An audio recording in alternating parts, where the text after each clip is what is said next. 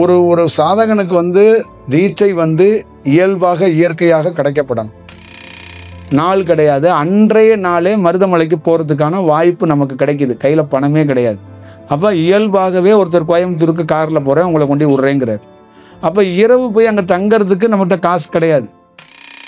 யார் என்று தெரியாத போது, யாருமே இல்லாத போது, தன்னந்தனியாக நீ பாட்டில் அந்த நகரத்தில் சுற்றி தெரியும் போது உனக்கு தேவையானது வந்து சேருது பார், அதுதான் உண்மையான தீட்சை. அப்போ நாம் என்ன செய்தோம் என்றால், அந்த ஞானிக்கே தெரியாமல் அவர் உடலுக்குள் பூந்து, அவருக்கே தெரியாமல் அவர் கையாலேயே அவர் உடலிலிருந்து உனக்கு தீட்சையை அவர் கண்களால் உனக்கு வழங்க வைத்தோம். யாம் இந்த நிமிடம் வரைக்கும் தியானமோ ஆன்மீகமோ நாம் போட்டிருக்க உடையையோ நான் உருவாக்கவில்லை, நான் தேடவில்லை. அதுவாக இயல்பாக நிகழ்ந்ததே. கல்லை நல்லா கழுவி சுத்தமாக போட்டுட்டு அதுக்கு மேலே ஒரு தோசையை போடுங்க. என்ன சாமி இது மேலே வந்து ஆம்லேட்டு போட்டிருக்கோமே, சாமிக்கு சாமியும் கிடையாது பூதமும் கிடையாது, தண்ணியை நல்லா கழுவிட்டு அதை பண்ணிடு அப்படிமா. என்னம்மா செத்தவனுக்கே தண்ணி தொளிச்சுறான், ஓடி போயிடுறான். இந்த கல்லில் வந்து ஓடாதா அந்த முட்டை, தெளித்து அதை கூட்டி விடுப்பா, விளக்கமத்தை வச்சு போடுப்பா தோசையை, பார்த்துக்கலாம். முதல்ல நீ ஆடம்பரவாதியும் கிடையாது, கீழே போய் ரோட்டில் படுத்துக்கிறவனும் கிடையாது, நடுத்தரமாக சென்டரில் நின்றுக்க. அப்போ உனக்குள்ளே என்னன்னா இயல்பு தன்மையிலேருந்து நீ வளருவ. கீழையும் போய் உன்னை வருத்திக்காத, மேலையும் போய் ஆடம்பரம் பண்ணிக்காது, நடுவில் நின்றுக்க. அப்போ ஒரு சாதகன் ரொம்ப காத்திருந்து நிதானித்து ஆமை மாதிரியும் போகணும், எறும்பு மாதிரியும் போகணும், பாம்பு மாதிரியும் போகணும், ஆட்டுக்குட்டி மாதிரியும் போகணும், மனுஷன் மாதிரியும் போகணும். எல்லா வடிவத்துக்குள்ளேயும் ஒரு ட்ராவல் பண்ண வேண்டிய சுச்சுவேஷன் ஏற்படும். இல்லைங்களா? இதெல்லாம் கணக்க தான் செய்யணும். இதெல்லாம் வந்து ஒரு ஆனந்தமாக எடுத்துக்க முடியாது. கொஞ்ச நாள் அழுவு, திருப்பி ஆனந்தத்துக்கு வா, ட்ரை பண்ணு அப்படிங்கிறதான் அதோட விஷயம். ஒரு குரு என்ன சொல்கிறாருன்னா, உன்னை கண்டுக்காமல் போகிறதுன்னு இல்லை, இது ஒரு அனுபவம்ப்பா, இது உனக்கு தெரிய மாட்டுது. அழுவுறது, சோகம், வறுமைங்கிறது ஒரு அனுபவம். அனுபவி கொஞ்ச நாள். ஒரு விஞ்ஞானி தானே, ஒரு ஞானிங்கிறவன் 1 கோடி ஞானி, ஒரே ஞானி 1 கோடி பேருக்கு சமம். அவ்வளோ பெரிய ஆராய்ச்சியை அவன் பண்ணுறான்.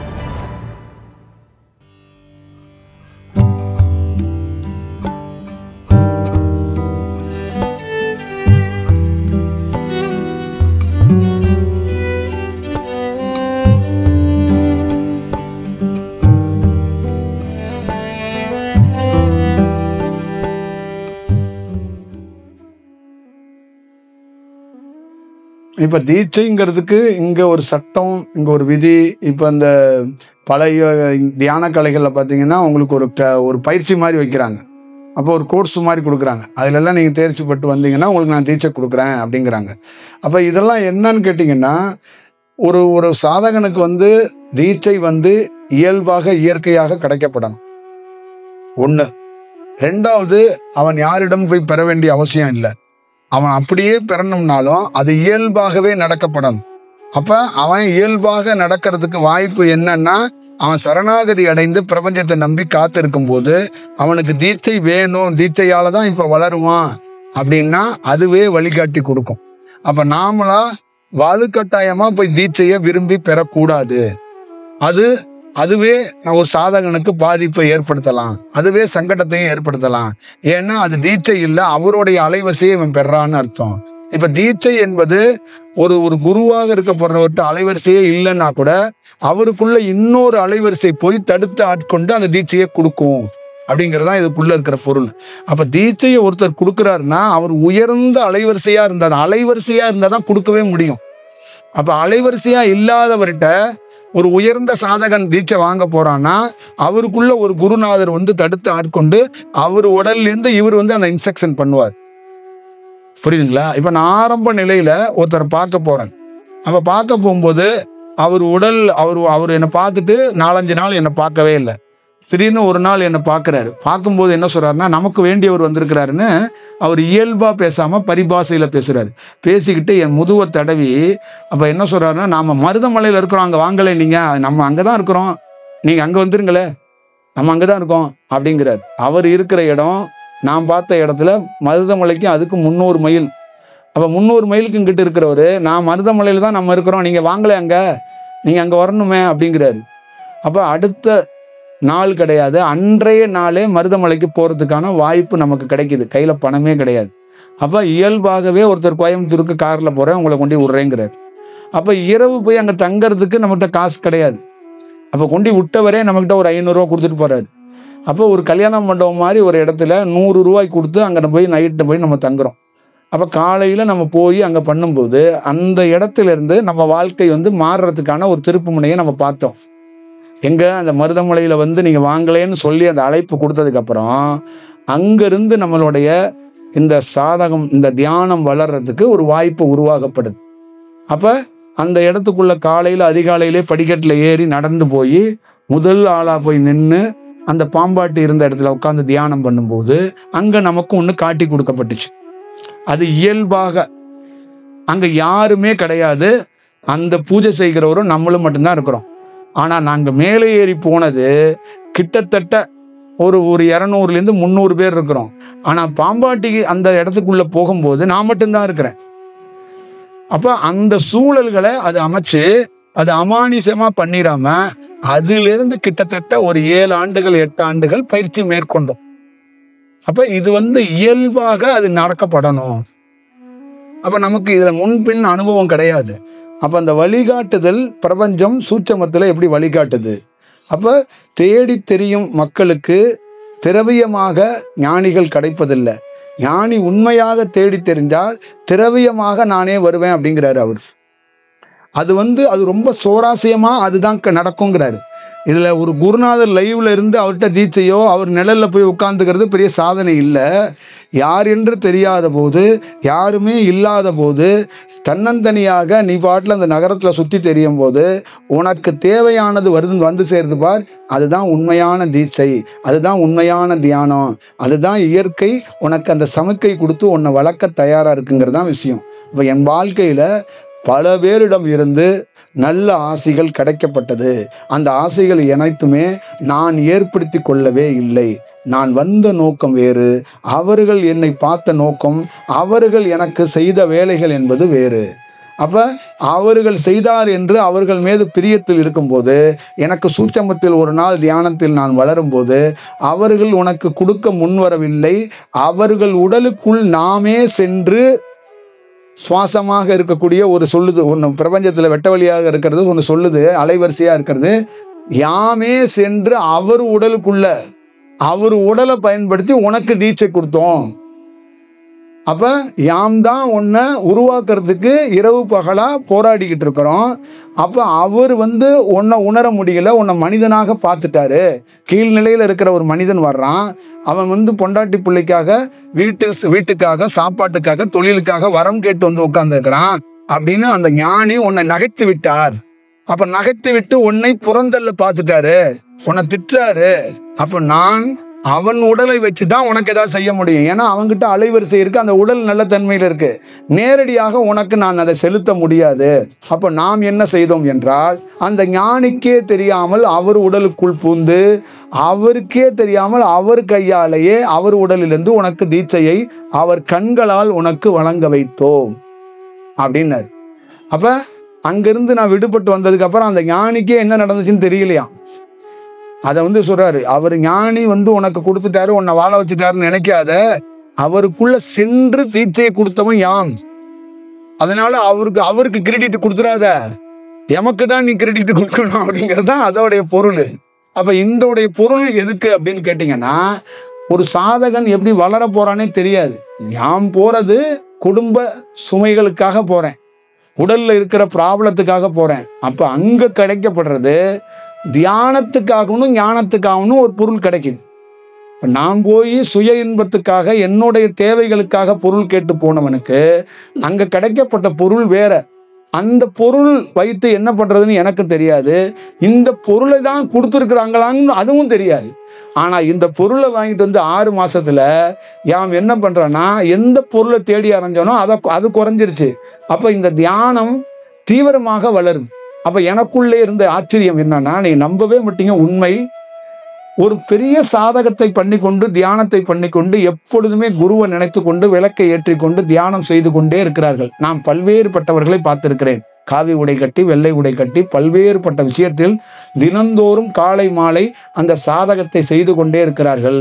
அவர்களுக்கு வளர முடியாத ஒரு வளர்ச்சி எனக்கு வளருது, எனக்கு கிடைக்குது. எனக்கு இது பெரிய ஆச்சரியத்தை ஏற்படுத்துது. இது எப்படி சாத்தியம் அப்படின்னா, ஒரு 6 மாதத்துல என்னுடைய வாழ்க்கையே முற்றிலும் மாறி போச்சு. ஒரு ப்ரொஃபஷனல் தியானம் பண்றவனாவே மாறி போயிட்டேன். தியானம்னா என்னன்னு தெரியாது. என்னால 10 நிமிடம் கூட ஒரு இடத்துல உட்கார்ந்து தியானம் பண்ண தெரியாது. கோவிலை சுற்றி வர்றதே வேலையாக வைத்துட்டு வேண்டுதல் மட்டும் செய்கிறவன் தான் நான். அப்ப உட்கார்ந்தா அந்த இடத்துல இருந்து எந்திரிச்சு போக முடியாத அளவுக்கு ஒரு பெரிய தியானத்தை வர வச்சுட்டாங்க. அப்ப இந்த வடிவத்துக்கு காரணம், இந்த மாதிரி நாம் நகரத்துக்குள்ள போகும்போது யாருன்னே தெரியாதவங்கள்ட்ட வேற வடிவத்துக்குள்ள நாம் போய் அவங்கள்ட்ட பெற போகும்போது அவர்கள் மூலியமாக இந்த பிரபஞ்சம் எனக்கு எது கிடைக்கப்படணுமோ அதை டிரான்ஸ்ஃபர் பண்ணாங்க. அந்த டிரான்ஸ்ஃபரை என்னால் உணர முடியல. அப்புறம் லேட்டாக அது வளரும் போது உணர்றதுக்கு ஒரு வாய்ப்பு கிடைச்சிச்சு. அப்போ தீட்சைங்கிறது இயல்பாக அதுவாக கிடைக்கப்படணும். அப்போ நீ வளரணும், நீ வாழணும், நீ தியானத்தில் உருவாகணும் அப்படின்னா அதுவாக கிடைக்கும். அதை நாம் வற்புறுத்துவதோ, நாம் அதுக்கு சில விதிமுறைகளை செய்து கொண்டு ஒரு ட்ராமா ஆர்டிஸ்ட் மாதிரி நம்ம ஐடி கார்டெல்லாம் கொடுத்து லெட்டர்லாம் எழுதி கொடுத்து நிறைய வகுப்பில் போய் படிச்சுட்டு கொஸ்டின்ல போய் எழுதி நான் நல்லா பர்ஃபார்மன்ஸ் பண்ணுவேன் அப்படின்லாம் போய் பண்ணுறதெல்லாம் அது சரியான செயலா எமக்கு தெரியலை. என் வாழ்க்கையிலேருந்து அந்த மாதிரி நிகழவே இல்லை. என்னுடைய வளர்ச்சிக்கு காரணம் இந்த நிமிடம் வரைக்கும் நான் உறுதியாக சத்தியமிட்டு சொல்வேன், யாம் எதுவும் செய்யவில்லை. யாம் இந்த நிமிடம் வரைக்கும் தியானமோ ஆன்மீகமோ நான் போட்டிருக்க உடையையோ நான் உருவாக்கவில்லை, நான் தேடவில்லை. அதுவாக இயல்பாக நிகழ்ந்ததே, அவ்வளோதான். இயல்புன்னு நான் சொல்றது காரணம் என்னுடைய வாழ்க்கையில் இந்த இறை சக்தி தியானம்ங்கிறது தானா நடந்தது. நாம் ஒரு இடத்துல கூட கிரியேட் பண்ணவே கிடையாது. நான் சந்தித்த எந்த மனிதரும் சரி, எந்த விஷயமும் சரி, எனக்கு அவங்களுக்கு எந்த பெரிய தொடர்பே கிடையாது. இது இயல்பு தன்மையிலேருந்து அது நடந்துச்சு. அதுதான் அதுக்குள்ளே இருக்கிற விஷயம். கடைசியாக திருவண்ணாமலைக்கு வரும்போது கூட நான் ஹோட்டலில் தான் தங்கியிருந்தேன், ஒரு வாடகை வீடு கூட. அப்புறம் ஒரு காலத்தில் இயல்பாக அந்த இடத்த ஹோட்டலை காலி பண்ணிட்டு இந்த வீட்டுக்கு வரணும்னு இயல்பாக இந்த மாதிரி வீடு இந்த மாதிரி விஷயம்னு எனக்குள்ளே உணர்த்தி அதுக்கப்புறம் தான் அந்த வீட்டுக்கு நான் வந்தேன். இதுவும் நான் திட்டமிட்டு நம்ம நமக்கான ஒரு சூழல், நம்ம கொஞ்சம் நல்ல சாதகனாக மாறிட்டோம், நமக்குன்னு தனியான பாத்திரம் எத்தனையோ பேர் என்கிட்ட சொல்லியும், ஒரு சட்டி வாங்கி வச்சுக்கோங்க, ஒரு பானை வாங்கி வச்சுக்கோங்க, அடுப்பு வாங்கி வச்சுக்கோங்க, உங்களுக்கு எல்லாமே இப்போ கிடைக்கிறதுக்கு வாய்ப்பு இருக்குது, யார் வேணாலும் வாங்கி தருவாங்கன்னு சொல்லும்போது கூட நான் இதெல்லாம் தூக்கிட்டு போகிறதுக்கு விருப்பம் இல்லை. அதுவாக நடக்கட்டும். போய் ஒரு ஹோட்டலில் சாப்பிடுவேன், ரோட்டு கடையில் சாப்பிடுவேன், போகிற வழியில் சாப்பிடுவேன், டீ கடையில் சாப்பிடுவேன், மொக்க கடையில் சாப்பிடுவேன், குளிக்காமல் கம்கட்டில் சொரிஞ்சிக்கிட்டு இருக்கவன்ட்ட தோசை வாங்கி சாப்பிடுவேன், மூக்கை சிந்திக்கிட்டு இருக்கவன்ட்ட இட்லியை எடுத்து சாப்பிடுவேன். அவன் என்ன வேணாலும் அதெல்லாம் நான் செஞ்சேன்னா, அங்கே ஒருத்தன் கூட என்கிட்ட என்ன சொல்லுவான், நிறைய ஆசிரமத்தில் இதே குற்றாலத்துக்கு போகும்போது கூட இந்த விவேகானந்தர் ராமகிருஷ்ணனோட ஆசிரமத்தில் சாமிக்காக என்ன உணவு ப்ரிப்பேர் பண்ணணும் அந்த மெனுவை கொடுங்க அப்படின்னா, மெனுவே கிடையாது. நீங்கள் எதை போட்டிங்கனாலும் கறி மீனை தவிர எதை வறுத்து கொடுத்தீங்கனாலும் எதை போட்டு பிரட்டினீங்கனாலும் நான் சிம்பேன். எண்ணெய் கிண்ண சோறு இதெல்லாம் எதுவுமே கிடையாதா? எதுவும் கிடையாது. உப்பு எதுவும் கிடையாது, பூண்டு எதுவும் கிடையாது, இஞ்சி எதுவும் கிடையாது. அப்போ என்னன்னு அவர் கன்வின்ஸ் ஆகிட்டாங்க. என்னங்க எப்படி இப்படி இருக்க முடியாது, தியானத்துக்குள்ள இப்படி கிடையாது அப்படின்னு சொல்லும்போது கூட இல்லை ஓட்டும் அப்படின்னு சொல்லிட்டோம். இதே மாதிரி எல்லா இடங்கள்லையும் இப்படி தான். நம்ம எந்த இடத்துக்குள்ளேயும் நான்வெஜ்ஜையோ இந்த மாதிரி விஷயத்தையோ நம்ம சாப்பிட்டது இல்லை, உண்டது இல்லை. அது எனக்கு தியானம் வர்ற அந்த ஸ்டேஜுக்கு முன்னாடியே அது என்னை விட்டு ஓடி போச்சு. நான் தியானம் வர்றதுக்கு முன்னாடி எங்கள் வீடுகள் நான் சொல்லியிருக்கிறேன், நான்வெஜ்ஜில் கோல்டு மெடல் வாங்கின குடும்பத்தில் பிறந்தவன் நான். நான்வெஜ்லேயே அவங்க பரம்பரையாகவே கோல்டு மெடல் வாங்கிக்கிட்டே இருக்கிறாங்க. இப்பயும் ஒரு 4-5 பேர் இருக்காங்க வீட்டில், அந்த விருதுகளை வாங்கி மாட்டிக்கிட்டே இருப்பாங்க. தினந்தோறும் அவங்களுக்கு அந்த நான்வெஜ் சாப்பிடலன்னா அவங்களுக்கு தூக்கம் வராது. காலையில் கூட அவங்க ஏதாவது ஒரு கருவாடை அவங்க உருட்டிக்கிட்டு தான் இருப்பாங்க. இதான் அவங்களோட வேலை. அந்த மாதிரி குடும்பத்திலேருந்து பிறந்து தியானம் வருவதற்கு முன்பே இந்த நான்வெஜ்ஜை விட்டுட்டேன். அதுலேருந்து எனக்கு ஏதோ ஒரு ஐயப்பாட்டில் அதுலேருந்து விடுபட்டுட்டேன். அதுக்கப்புறம் தியானம் வளர்ந்து போகும்போது கூட எல்லா இடத்துக்குள்ளேயுமே இந்த எனக்குள்ளே இருக்கிற ஒரு உள் உணர்வு என்னன்னா, எங்கே வேணாலும் போய் சாப்பிடு, எதில் வேணாலும் சாப்பிடு, எந்த கட்டுப்பாடும் கிடையாது. நீ பாட்டில் போ, உனக்கு தீமையான பொருள் உன் கையில் கிடைக்காது, நீ போ அப்படிமா நம்ம போவேன், ஒரு தோசைக்கல்ல ஒருத்தர் ஆம்லேட்டை போட்டிருப்பாரு, அவரை கூப்பிடுவேன், கல்லை நல்லா கழுவி சுத்தமாக போட்டுட்டு அதுக்கு மேலே ஒரு தோசையை போடுங்க. என்ன சாமி இது மேலே வந்து ஆம்லேட்டு போட்டிருக்கோமே, சாமியும் கிடையாது பூதமும் கிடையாது, தண்ணியை நல்லா கழுவிட்டு அதை பண்ணிடு அப்படிமா. என்னம்மா செத்தவனுக்கே தண்ணி தொளிச்சுறான், ஓடி போயிடுறான், இந்த கல்லில் வந்து ஓடாதா அந்த முட்டை, தெளித்து அதை கூட்டி விடுப்பா, விளக்கமத்தை வச்சு போடுப்பா தோசையை, பார்த்துக்கலாம் அப்படின்னு தான் நம்ம வந்து சொல்லி சாப்பிட்ருக்கோம். அப்போ அதுக்குள்ள மூட நம்பிக்கை மாதிரியும் ட்ரெடிஷ்னல் மாதிரியும் நமக்குள்ளே வருத்திக்கிற மாதிரியும் நமக்குள்ளே ஒரு பக்தி மாதிரியும் நான் ரொம்ப ஆச்சாரம் கலாச்சாரம் அது இதுங்கிற மாதிரி எதுவும் இல்லை. ஏன் இல்லைன்னா அந்த அலைவரிசை இதெல்லாம் கமிட் பண்ணாத, இதெல்லாம் உடச்சேரி சில்லா உடச்சேரி, எது வேணும் அதை செய். இந்த அலைவரிசையால் எதையும் செய்ய முடியும், கரியையும் பூவாக்க முடியும். நீ சித்து செய்ய வேண்டியதில்லை, அந்த அலைவரிசை பார்த்துக்கோ. நீ ஏன் கவலைப்படுற, ஹோட்டல் போ தங்கு, அந்த அறையில் 15 நிமிஷத்துக்குள்ள உன்னுடைய அலைவரிசையிலேருந்து 6ஆவதுலேருந்து வந்து அந்த இடத்தையே வந்து பாதுகாத்து விடுவோம். நீ அதுக்காக போய் ஒரு ஆசிரமத்தை தங்குறேன், கோயில் வாசலை தங்குறேன்னு படுக்க வேண்டாம். அந்த சூழல்ல நீ வளரல. அது சொல்லப்பட்டது. மீனாட்சி அம்மன் கோவில்லையோ திருப்பரங்குன்றத்திலேயோ மதுரையில் ரொம்ப நாள் வளர்ந்தபோது கோயில் வாசல்ல நீ வேட்டியை விரித்து தங்க வேண்டிய அவசியம் இல்லை. அந்த மாதிரி தன்மையில நீ வளரல, நீ உருவாகப்படலை, அப்படி தெரிஞ்சுக்க.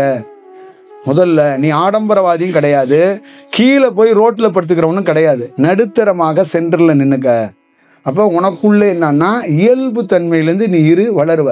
கீழையும் போய் உன்னை வருத்திக்காத, மேலையும் போய் ஆடம்பரம் பண்ணிக்காது, நடுவில் நின்னுக்க. உனக்கு நடு செயல் என்னும் போது சமமான இடத்துல நின்னுக்க, நான் பார்த்துக்கிறேன், அவ்வளோதான் விஷயம். அப்போ சமமான இடத்துக்குள்ளே இருந்து தான் இந்த மாதிரி ஒரு தியானத்தை ஒரு செயலாக நம்ம வந்து கற்றுக்கிட்டோம், நம்ம வந்து உருவானுச்சு. அப்போ இதுக்குள்ளிருந்து ஒரு இயல்பாகவே அது நடந்ததை நான் கண் கொண்டு பார்க்குறேன். இந்த நிமிடம் வரைக்கும் பெரிய ஆச்சரியம் என்னன்னா அது வழி நடத்துறத நம்ம வந்து பார்க்குறோம். இப்போ நம்மளே சில இடத்துல கொஞ்சம் சோர்வும் போது கூட அது சோர்வதில்லை, அந்த அலைவரிசையோட அந்த அந்த அந்த ஃபீல் வந்து எப்படி இருக்குங்கிறத நம்ம பார்த்துக்கோம். அப்போ நீங்கள் என்ன சொல்கிறேன்னா உண்மையாகவே ஒரு தியானிக்கிறவரை ஒரு அலைவரிசை வழி நடத்துதுங்க. இதுதான் நான் தான் எடுத்துக்காட்டதுக்கு. அது வந்து இப்போ யாருன்னே தெரியாது, அந்த இன்னார் யார் என்ன நபர் அப்படின்னு தெரியாது.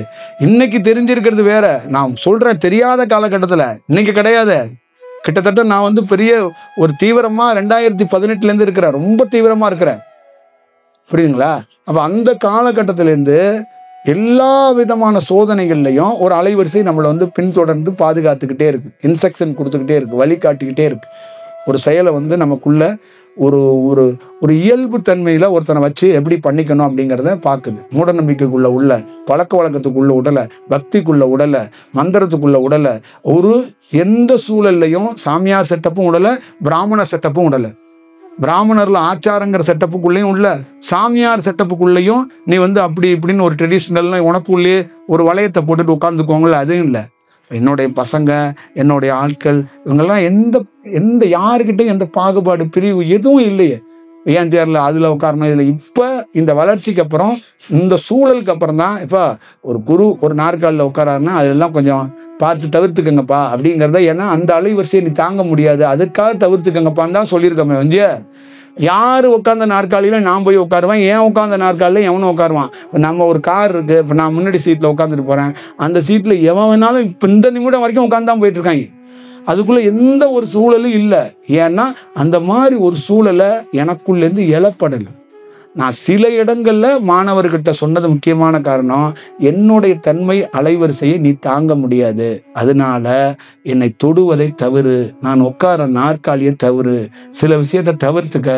அதை இல்லாமல் அந்த அலைவரிசைக்கு நீ கொடுக்க வேண்டிய சரணாகதியாக 10 அடி தள்ளி நின்று, அதுதான் உனக்கு வளரும்போது பாதிப்பு இருக்காது. இல்லைன்னா இதனாலே உனக்கு வளர்ச்சியில் என்ன பண்ணும், சிரமப்படுவாய். நான் நேற்று சொன்னேன்ல, அமாவாசை பௌர்ணமியில் அதிக அலைவரிசை வந்து நிறைய ஞானிகள் ரொம்ப கஷ்டப்பட்டாங்கன்னு. அந்த மாதிரி ஒரு சூழலை நீ அனுபவிப்ப. ஒரு நாள் தீவிரமான அலைவரிசைக்கிட்ட போய் நீ வந்து ரொம்ப உறவாடினா அது உனக்கு ஒரு பெரிய தாக்கத்தை ஏற்படுத்தி விடும். அப்போ அந்த தாக்கத்திலேருந்து நீ தப்பிக்க முடியாதுங்கிறது தான் இதுக்குள்ளே இருக்கிற சொல்லித்தர்ற நிதர்சனமான உண்மை. அப்போ நீ வந்து எப்படி பார்த்துக்கணும் அப்படின்னா, ஒரு குருகிட்ட இருந்து ஒரு 10 அடி தள்ளி நிற்கிறத நீ வந்து கற்றுக்கணும், பார்த்துக்கணும் அப்படிங்கிறது. ஏன்னா அது எப்போ அதோடைய தன்மை வந்து வேற, அதை வந்து நம்ம வந்து அந்த மாதிரி நம்ம வந்து டீல் பண்ணக்கூடாது அப்படிங்கிறது தான் நான் வந்து சொல்லித்தரது. வந்து இதுக்குள்ள எந்த உனக்கும் எனக்கு டிஸ்டன்ஸோ பாகுபாடோ கிடையாது, புரியுங்களா? இதுதான் விஷயம். அவன் எனக்குள்ள எந்த ஒரு வளையத்தையும் நான் போட்டுக்கலையே. என் கூட இருக்கிற 2 வருஷமா என் கூட ரொம்ப நெருக்கமாக பயணிக்கிற எல்லாருக்கும் தெரியுமே, எனக்குள்ள இந்த வளையமோ ஒரு ஒரு தற்காப்போ ஒரு மெயின்டனோ இல்லை ஒரு இப்படி ஒரு மெயின்டைன் பண்ணிக்கிட்டு நான் இப்படி ஒரு குரு இப்படி ஒன்று போகணும், இவங்கள்ட்ட பேசணும், இப்படி ஒரு ரூல்ஸு, இப்படி ஒரு ரெகுலேஷனு, இப்படி ஒரு லிஸ்ட்டு, ஒரு சார்ட்டு எதுவுமே கிடையாது. நான் ரொம்ப நாள் வருத்தப்பட்டிருக்குது, என்னை ஏன் தொந்தரவு பண்ணுறீங்க, புரிஞ்சுக்கங்க. என்னை கேட்காம ஒரு விஷயம் நடக்கும், அதை புரிஞ்சுக்கங்கன்னு தான் நான் பல நாள் நானே சொல்லிகிட்டு இருக்கிறேன். அப்புறம் அவங்க என்ன பண்ணுறாங்கன்னா, வகுப்பு முடித்து திருப்பி என்னை போய் வெளியில் பார்க்கும்போது அவங்களோட கஷ்டத்தை சொல்கிறாங்க. இப்போ உன்கிட்ட கஷ்டம் இருக்குது, இதே மாதிரி தான் நான் உடலில் ஹெல்த் பாதிக்கப்பட்டு ஒருத்தரை பார்க்க போகிறேன். அவர் எனக்கு உதவலை. நீங்கள் நல்லா கவனிச்சுக்க, அவர் எனக்கு உதவலை. அவர் ஒரு ஞானி, எனக்கு உதவுவார்னு ஹெல்த் பாதிக்கப்பட்டு போகிறேன். அவர் எனக்கு உதவலை, என்னை திட்டுறாரு. ஆனால் அவருக்குள்ள ஒரு அலைவரிசை போய் அவருக்கே தெரியாமல் தடுத்து ஆட்கொண்டு எனக்கு ஒரு தீட்சை கொடுத்துச்சு. இப்போ நீங்கள் பார்த்துக்கங்க, இதில் எவ்வளோ பெரிய விஷயம்னு. அப்புறம் அதுக்கப்புறம் என் வாழ்க்கையே முற்றிலும் மாறி போனது. அப்போ இயல்பாக தான் இது நடந்துச்சு. அப்போ உனக்கு ஒரு ஹெல்த் இஷ்யூன்னா அது ஏதோ ஒரு வடிவத்தில் எனக்கு உணர்த்தும், என்னை ஒரு இன்ஸ்ட்ரக்ஷன் செய்ய வைக்கும். இல்லை அப்படின்னா அதை எப்படி கையாளணும்னு அதுக்கு தெரியும். அதை நீ சொல்லி புரிஞ்ச வைக்க வேண்டிய விஷயம் இல்லை. ஏன்னா இந்த பிரபஞ்சங்கிறது எதை எப்படி ஹேண்டில் பண்ணணும்னு அதுக்கு தெரியும். அதுதான் அலைவரிசை. அது ரொம்ப விழிப்போடு இருக்கும். அது லீவ் எடுத்துக்காது, மெயின்டைன் பண்ணாது, ரெஸ்ட் எடுக்காது. அதுக்கு சனி ஞாயிறுலாம் லீவு கிடையாது. அது ஒரு ஐடி கம்பெனியில் ஃபாரினில் வேலை பார்க்கறது கிடையாது. ஒரு ரூமுக்குள்ளே போய் ஏசியை போட்டுக்கிட்டு தலைகளெல்லாம் உட்காந்துருக்காது. உடலுக்கு தான் அலைவரிசை எல்லா டயத்துலையும் எனி டைம் வேலை செய்கிறது. எனி டைம் சூத்தியமத்திலே சுற்றிக்கிட்டு இருக்காது. அப்போ அதுக்கு தெரியாமல் அண்ட சராசில் ஏதாவது நடக்குமா? அது ஏதோ ஒரு விதத்தில் உனக்கு உதவுறதுக்கு முற்படும். அதுக்கு சில சூழல்களும் சில காலங்களும் காத்திருக்க வேண்டிய சூழல் இருந்தால் காத்திருக்கணும். அது காத்திருக்க வைக்கிறதுக்கு ஒரு காரணம் இருக்கும், அப்போ காத்திருக்கணும். இவ்வளோதான் அதுக்குள்ளே இருக்கிற விஷயம். அப்போ நாம் அவர்கிட்ட சொல்லி புரிய வைக்க வேண்டிய அந்த அவசியமும் இல்லை. ஏன்னா ஏதோ ஒரு நன்மை நடக்க போகிறதுக்கு தான் உன்னை என்கிட்ட போட்டி வந்திருக்குன்னா அது பார்த்துக்கும். என்னுடைய உடல் இப்படி இருக்குன்னா சூட்சமத்தில் என்னுடைய உடல்லேருந்து இருக்கிற அலைவரிசை 10 வெளியில் நிற்கும், 10 உள்ள வேலை செய்யும், 10 வெளியே வேலை செய்யும். அப்போ நாம் உடலுக்குள்ளே இருக்கிற 10 அமைதி காத்திருந்தா கூட வெளியில் இருக்கிற 10 தான் அமைதி காக்காது. அது ஒரு இயக்கத்தை செஞ்சுக்கிட்டே இருக்கும். அப்போ ஒருத்தருடைய ஒரு ஞானியோடைய அலைவரிசையிலேருந்து 10-20க்கு மேற்பட்ட பிரகாகமாக அலைவரிசை வெளியில் 2-3 பார்ட்டாக பிரிஞ்சு வேலை செய்யுதுங்க. அப்போ எனி டைம் வேலை செஞ்சுட்டு திருப்பி இதுக்குள்ளே அட்டாச் ஆகி என்ன சொல்லுது, இந்த மாதிரி ஒருத்தருக்குள்ள சூட்சமத்தில் போய் நம்ம ஒரு வேலை செஞ்சோங்கிறத இந்த உடலுக்கு கூட சமயத்தில் காட்டி கொடுக்குது. இதுதான் இதுக்குள்ளே இருக்கிற விஷயம். அப்போ ஒரு ஆரா ஃபார்மினேஷன் பல வடிவங்களில் பல திட்டங்கள் இட்டு வேலை செய்யும். அப்போ ஒரு ஒரு ஒரு ஒரு அலைவரிசைக்கு ஓய்வு இல்லை, ரெஸ்ட் இல்லை, அதுக்கெல்லாம் எந்த கால்குலேஷன் கிடையாது. ஆனால் அது பார்க்கறது கால நேரத்தை பார்த்து எப்போ எப்படி வேலை செய்யணுமோ அதை பார்த்து தான் செய்யும். அதுக்கிட்ட நீ சொல்லி அது செய்யாது. அதான் இதில் இருக்கிறது. அப்போ நீ ஏதாவது அதுக்கு ஹெல்ப் பண்ண போய் அதுக்கு சேவை செஞ்சு செய்யணும்லாம் நினைக்க வேண்டியதில்லை. அது என்ன சொல்லுதுன்னா, சேவைங்கிறது உன்னை வெளியில் விட்டா நீ தோத்துருவ, செத்து போயிடுவ. அதுக்காக என் நிழலில் இங்கே இந்த கூடாரத்தில் இருந்துக்க, இந்த கூடாரம் உனக்கு பாதுகாப்பு, இங்கே இரு, கொஞ்ச நாள் அந்த டைம் வரும்போது உனக்கு மொத்தமாக எல்லாத்தையும் கிளியர் பண்ணி உன்னை நான் விரட்டி விட்றேன் அப்படிங்கிறது தான் அதோடைய பொருள். புரியுதுங்களா? இதை நம்ம யாருக்கு சொன்னாலும் அவங்களால உணர முடியலை. அவங்க என்னன்னா அவங்க பேசுனதே அந்த திருப்பியும் அந்த பழைய ரேடியோவை கேசட்டை போட்டால் சிக்கிக்கிட்டு ஒன்று பாடும்ல, அதே திருப்பி பாடிக்கிட்டே இருப்பாங்க. எனக்கு கனவு வந்துச்சு, எனக்கு தியானம் வந்துச்சு, எனக்கு உடலில் இது, எனக்கு உடலில் அது, எனக்கு ப்ராப்ளம், எனக்கு அந்த விஷயம், எனக்கு இந்த விஷயம் அப்படின்னு சொல்லிக்கிட்டே இருப்பாங்க. நான் தான் சொல்கிறேன், அப்படிலாம் சொல்லாதீங்க. அந்த மாதிரி சொல்லி நான் மந்திரவாதி கிடையாது. இது அலைவரிசையிலேருந்து இயல்பாக தான் இயங்க முடியும்.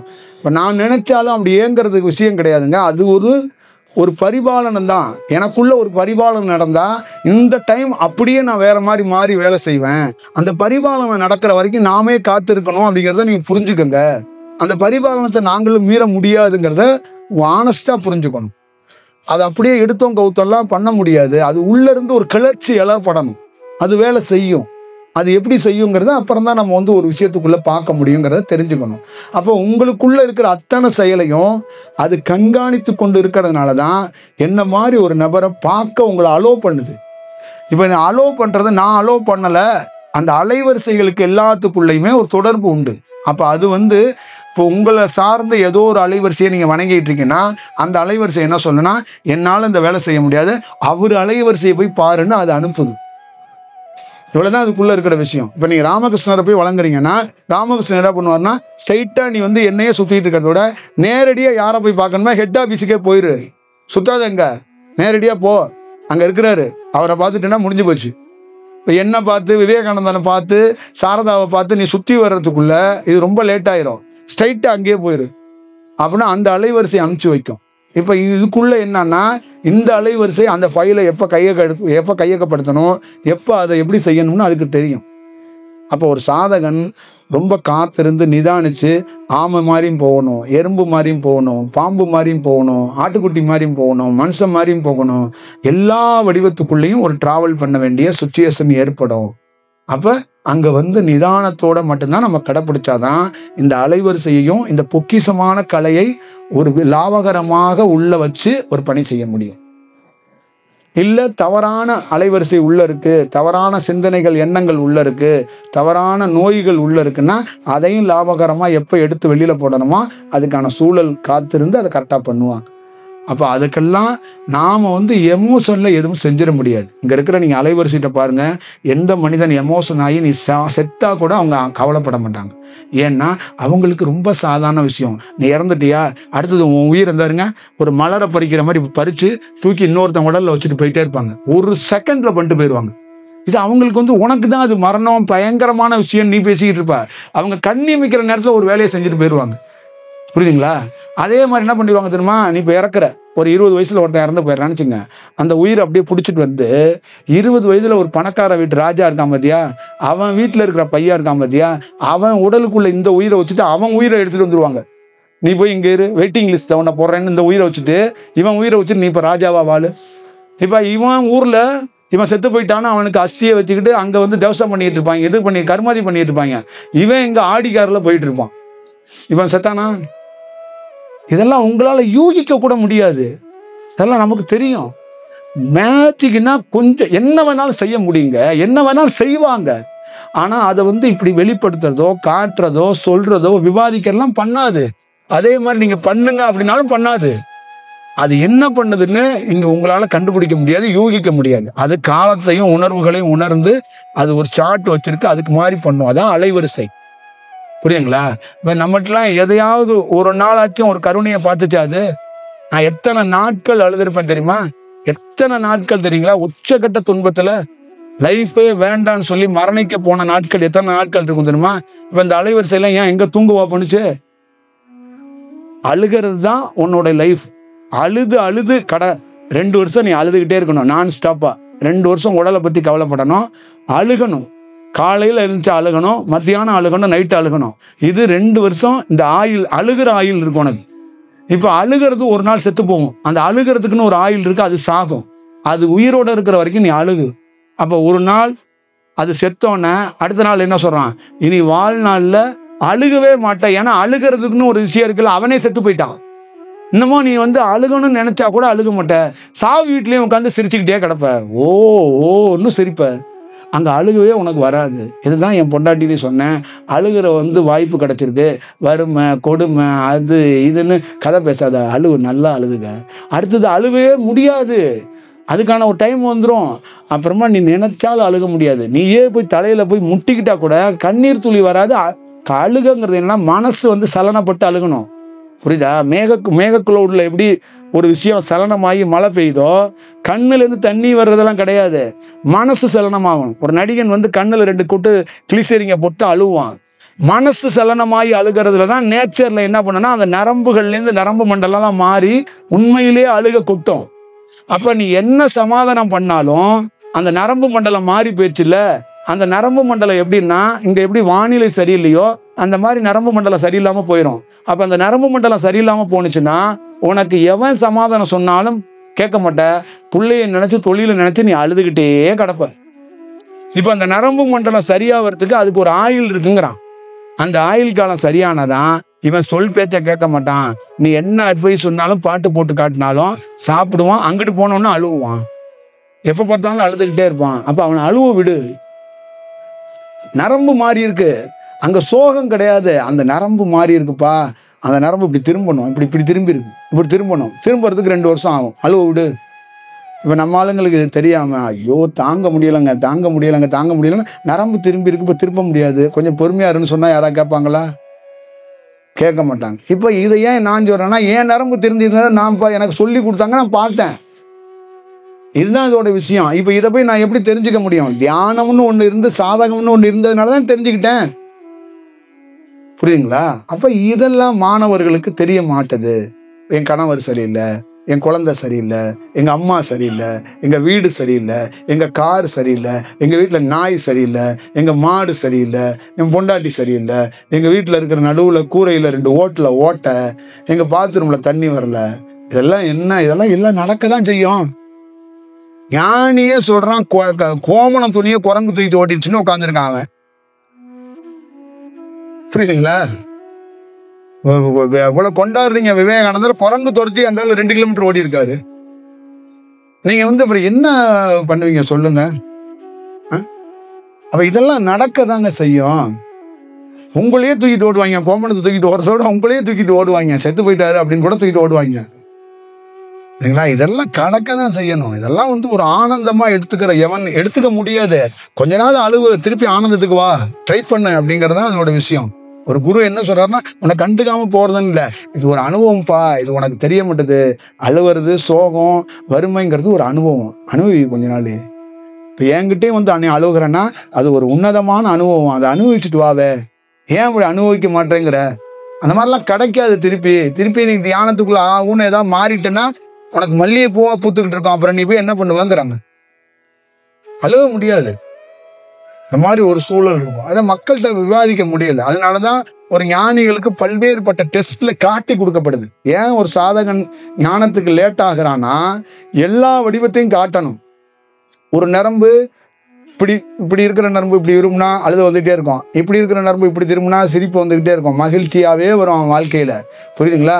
இப்படி இருக்கிற நரம்பு கொஞ்சம் இப்படி சாஞ்சிச்சுன்னா எப்பயுமே தூக்க காலத்திலே இருப்பாங்க. எப்பயுமே தூக்கத்துல போதையில இருக்கிற மாதிரியே இப்படி பேசிக்கிட்டு இருக்கும்போது சொல்லுங்க அப்படின்னு தூங்கி விழுவான். ஏன்னா அந்த நரம்போட ப்ராப்ளம். புரியுதுங்களா? அப்ப இன்னொருத்தனுக்கு எப்பயுமே அந்த நரம்போட தன்மை கொஞ்சம் குமிஞ்சிருந்துச்சுங்களேன், பசி வந்துகிட்டே இருக்கும். இப்பதாங்க சோறு தண்ணே திருப்பி பசிக்குதுங்கம்மா. இன்னும் கொஞ்சம் குமிஞ்சிச்சுங்களேன், அவனுக்கு பசியே வராது. எப்பயுமே பசிக்க மாட்டேதுங்க, என்னதான் செய்யறதுன்னு தெரியலங்கம்மா. புரியுதுங்களா? இந்த மாதிரி பல்வேறுபட்ட நரம்பு தன்மைகள்ல மாற்றத்துல உடல் உபாமைகளும் உறுப்புகளும் எல்லா இயக்கம் ரிவல்ஸா நடக்கும். அப்ப உடல் கிளம்சியாகி உடல் தன்மையில நிறைய மாற்றங்களாகி உடலுக்குள்ள இருக்கிற எல்லாத்துக்கும் தேவையான அந்த ஹார்மோனுக்கு தேவையான செயல்கள்லாம் கிடைக்காம ஸ்லோ ப்ராசஸ்ல எல்லாம் அப்படி நடந்துகிட்டோம். புரியுதுங்களா? அதுதான் விஷயம். அப்ப அதெல்லாம் என்னன்னா, இதுக்கு காரணம் என்னன்னு ஒரு ஞானி கண்டுபிடிப்பான். இப்ப நீங்க ஸ்கேன் எடுக்கிறீங்களா, அந்த மாதிரி அவனுக்கு பார்ப்பான். ஓ, இதான் காரணம். அப்ப என்ன பண்ணணும், இதுக்கு எவ்வளவு டைம் எடுக்கும், எப்ப இது எப்படி சரி செய்யணும் அப்படின்னு பார்த்துட்டு அதை உங்ககிட்ட விவாதிக்க மாட்டான். அதுக்காக காத்திருப்பான். இதுக்கு உங்கள்கிட்ட டிஸ்கஷன் பண்ணி நீ போய் நேராக போயிட்டு அந்த ஸ்கேன் பண்ணி தூக்கிட்டு வா அப்படிலாம் சொல்ல முடியாது. கொஞ்சம் காத்திரு, வெயிட் பண்ணு, இல்லைன்னா உன்கிட்ட பேசவே மாட்டான், போய்கிட்டே இருப்பான். அப்போ அது எதையாவது ஒரு இடத்துல ஒரு கேப்பில் உனக்கே தெரியாது அந்த நரம்பு அவன் சரி செஞ்சு விட்டு போயிடுவான். உனக்கும் அவனுக்கு தொடர்பே இருக்காது. புரியுதா? நீ எங்கேயாவது திருப்பி இங்கே ஒரு நாள் ஓடி போயிடுவ. அப்புறம் 6 மாதம் நீ வரவே மாட்டான். 6 மாதம் கழிச்சு உன் நரம்பு சரியாயிடும். அதுக்கு இவன் தான் காரணம். ஆனால் அது உனக்கு தெரியாது. இதுதான் விஷயம். அப்போ இதெல்லாம் புரிய வைக்க முடியாது. ஒரு ஞானிங்கிறது இப்போ பேசிக்காக எவ்வளோ பெரிய ஒரு ஆராய்ச்சி நடந்திருக்கு அப்படிங்கிறது ரொம்ப முக்கியம். ஒரு விஞ்ஞானி தானே. ஒரு ஞானிங்கிறவன் 1 கோடி ஞானி. ஒரே ஞானி 1 கோடி பேருக்கு சமம். அவ்வளோ பெரிய ஆராய்ச்சியை அவன் பண்ணுறான். அவ்வளோ பெரிய ஒரு வடிவத்தை அவன் உருவாக்குறான் அப்படிங்கிறது தான் சொல்கிறான். இப்போ இந்த சன்னியாச பரம்பரையில் யாராவது பெடரிக்கு மேலே இருந்து தீட்சை கொடுக்கணும்னு சொல்லியிருக்கிறாங்களா? இதெல்லாம் ஆராய்ச்சியில கண்டறியாம சொல்ல முடியாதுல்ல. போற போக்குல அள்ளி வீசுற வார்த்தைகள் கிடையாதுல்ல. புரியுதுங்களா? ஒரு குலமே, ஒரு ஞானி தவறா வார்த்தை சொல்லிட்டாருன்னா ஒரு குலமே அழிஞ்சு போயிடும். ஒரு குலம் வாழணும்னா அவருடைய வார்த்தை உண்மையா இருக்கணும், நிஜமா இருக்கணும். இல்லைன்னா ஒரு குலத்துக்கு தவறான வழிகாட்டிட்டா என்ன ஆகும்? ஒரு குலம் உருவாகாது, அது தவறா உருவாயிரு. அப்ப எவ்வளவு கவனமா எவ்வளவு இதா இருக்கும்னா அந்த அளவுக்கு தயார் பண்ணாதான் அது மாற முடியும். அதை நீங்க புரிஞ்சுக்கணுங்கிறத சொல்லியார்.